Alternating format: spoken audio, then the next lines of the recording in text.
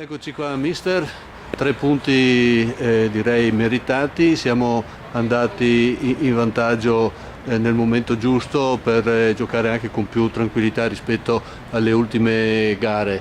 Un 3 punti che la soddisfano? Sì, 3 punti mi soddisfano molto, peccato perché siamo sempre un po' in emergenza, spero di recuperare qualche ragazzo in modo da avere un po' di soluzioni migliori e non avere sempre delle scelte obbligate.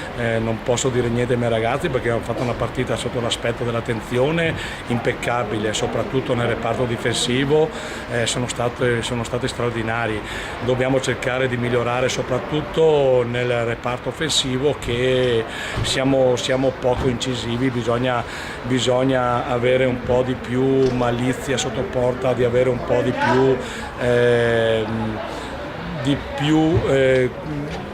bisogna essere un po' più bravi nelle azioni offensive che lasciamo un po' desiderare. Ecco, cercheremo di lavorare soprattutto su questo reparto qui che è importante, in modo da soffrire un po' meno e di chiudere le partite con un risultato più largo, non con un risultato con l'1-0 un po' striminzito che devi soffrire fino alla fine. Sì, riprendendo questo suo ultimo punto, noi nell'ultima intervista avevamo parlato anche di rinforzi, ci sono ancora 2 partite da giocare e il mercato comunque è già aperto. Io sentivo prima, le anticipo se magari qualcuno non gliel'ha riportato, il Presidente ha ufficialmente reso noto che ha fatto 3 acquisti, tra cui anche uno in attacco. Probabilmente lei lo sa, ma la gente no.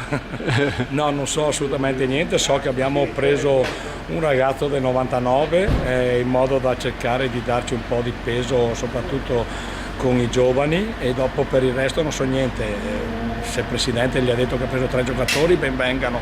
Io sono qui per allenare e cercare di migliorare il gioco e migliorare anche la classifica, che è quello che mi preme più di tutto. Sì, allora per concludere diciamo che lei al Mechia sta andando molto bene, perché insomma su 3 partite giocate in casa, 2 vittorie e un pareggio, e sono le trasferte che al momento ci penalizzano.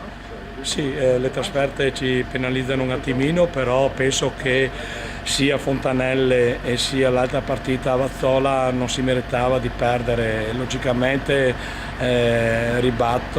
ribadisco che c'è molto da lavorare, sono qui per quello, cercheremo di migliorare anche per quanto riguarda in trasferta, di cercare di portare via punti, che è importante per migliorare la nostra classifica.